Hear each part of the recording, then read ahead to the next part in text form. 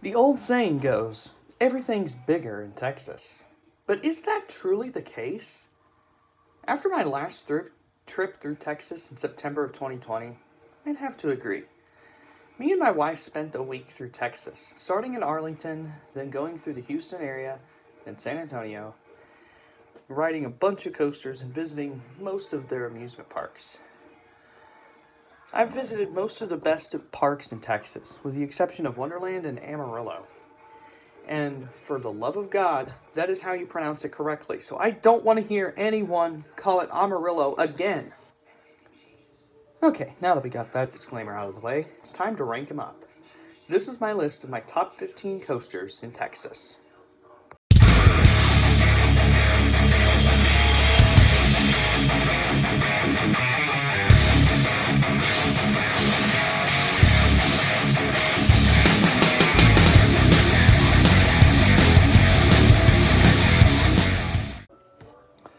Let's kick this off with number 15, Vivora at Six Flags Over Texas.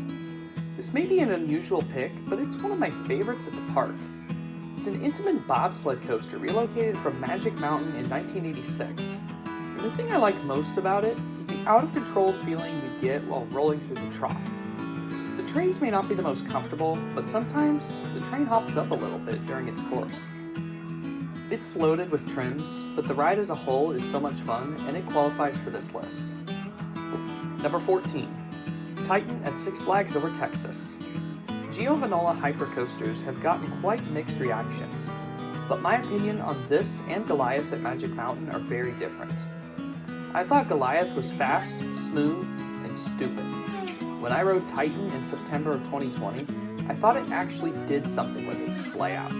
Despite the lack of airtime, it definitely packed positive G's, especially on the first upwards helix, which grinds you to your core.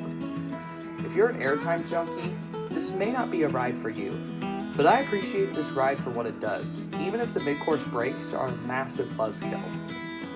Number 13, Wavebreaker the Rescue Coaster at SeaWorld San Antonio. I rode this for the very first time on my honeymoon, and it surprisingly had the longest line of the day, which only amounted to about 15 minutes. This intimate family launch coaster was pretty mild, but the setting over the water is what puts it on the list. It stays low to the ground, or water, I guess, and it has jet ski style seating, which is something you don't see very often on a coaster. Nevertheless, the seats are pretty comfortable. However, the ride itself is rather tame, so that's why it's lower on this list. Number 12, Poltergeist at Six Flags Fiesta, Texas. These Premier Rides launch spaghetti coasters are an interesting breed. I don't love Flight of Fear at Kings Island and Kings Dominion, as they just don't do much. Their outdoor counterparts, which are Joker's Jinx at Six Flags America and this, are much better. In my opinion, being able to see where you're going is scarier because of all the head choppers coming at you at full steam. Other than that, the ride layout is nearly identical, but it's pretty solid nonetheless. Number 11, Iron Shark at Galveston Pleasure Pier. This surprisingly was the most fun me and my wife had at a park on our trip. It wasn't because of the rides, but the employees at the pier who were super nice. However, Iron Shark was the only reason we went, even though we did check out the log flume because it was pretty warm that day. Iron Shark has a short layout with a surprising amount of ejector air on the first drop, 3 inversions, and a fantastic setting on the pier sitting over the water. We had a lot of fun, and it just barely misses my top 10 in the state. Number 10, Switchback at ZDT's amusement park.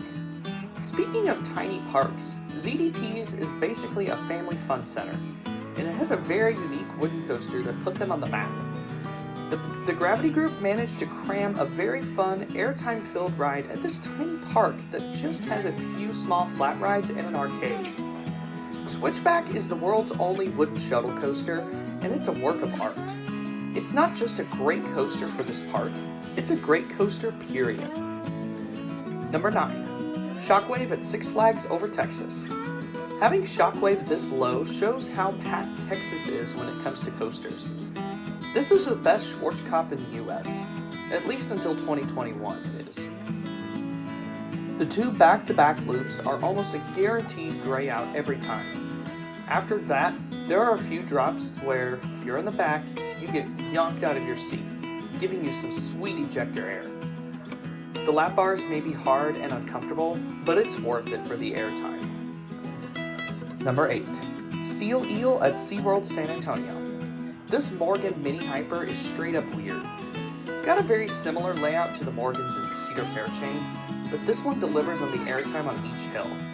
Granted, if you're in the back, you get slammed down into your unpadded seat at the bottom of each hill, which isn't all that pleasant.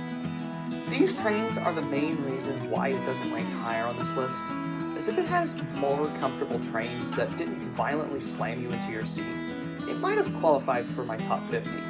But for now, it stands at a pretty respectable spot. Number 7. Mr. Freeze Reverse Blast at Six Flags Over Texas. Is this the world's best clone coaster? Outside of the RMC Raptor model, I would have to say yes it is. Mr. Freeze is one of the most intense launch coasters I've ever ridden. I've ridden its clone at St. Louis several times, and for some reason, this one felt even more intense. Not sure what happened, but it was amazing. The inverted top hat really crushes you with positive forces, while the vertical spike delivers on the hang time. It may be short, but it packs a mighty punch. Number 6. Texas Stingray at SeaWorld San Antonio. I wasn't expecting this mid-sized GCI to be my favorite coaster at the park, but it was, and it wasn't even a contest. This ride brings the fun factor. Even though I consider this a middle-of-the-road GCI, it still means it's a very solid ride. Not quite top 50 status, but very close to it. There's lots of laterals and quick pops of floater airtime, and a decent amount of air on the straight drop. This was my 400th coaster, and I'm more than happy to have this ride take that title. Number 5. Boardwalk Bullet at Kemah Boardwalk. This is a huge presence on the Kemah Boardwalk, and surprisingly, it was designed by the Gravity Group, even though the layout kind of reminds me of a GCI. There's this track winding all around itself, and it's pretty mesmerizing to watch. It doesn't really beat you up, despite its uncomfortable PTC trains. But after marathoning this ride, I could imagine it grind on you a little bit. It's got decent airtime, which I found stronger in the front as opposed to the back, and it's just a cool ride you can ride for $6 if you're in the area. It's also a pretty badass coaster. It escaped Hurricane Ike in 2008 unscathed, while the rest of the boardwalk is ruined. Number 4. Superman Krypton Coaster at Six Flags Fiesta, Texas. I was really upset I missed out on this ride on my most recent trip to the park, but that was because of the insane crowds the 2 nights I was there. I may go back to Fiesta, Texas next year, but we'll see. However, as it stands, this is my favorite floorless coaster, and for one reason, the quarry wall. The interactions with the wall make this an elite floorless coaster. Plus, the layout is also very strong. I've heard some people say this has a rattle, but I never noticed it when I rode it 4 years ago. So it sounds like I really need a re-ride to see how it's aged. Number 3. New Texas Giant at Six Flags Over Texas. The original RMC still holds up as a great long ride with plenty of strong airtime moments. The main reason why I think it's the weakest is the uninspiring layout and lackluster pacing. An RMC with bad pacing can still fling you out of your seat, and there's a plethora of that on New Texas Giant. It's just too bad the layout is so repetitive, otherwise I'd rank this one spot higher. Number 2. Wonder Woman Golden Lasso Coaster at Six Flags Fiesta, Texas. The first ever RMC single rail coaster is an insane experience that should be on every enthusiast's bucket list. If you love intense, fast-paced rides, check these things out. They have the best pacing of any coaster I've ever seen. They're incredibly intense, but good lord, they're also unbelievably short.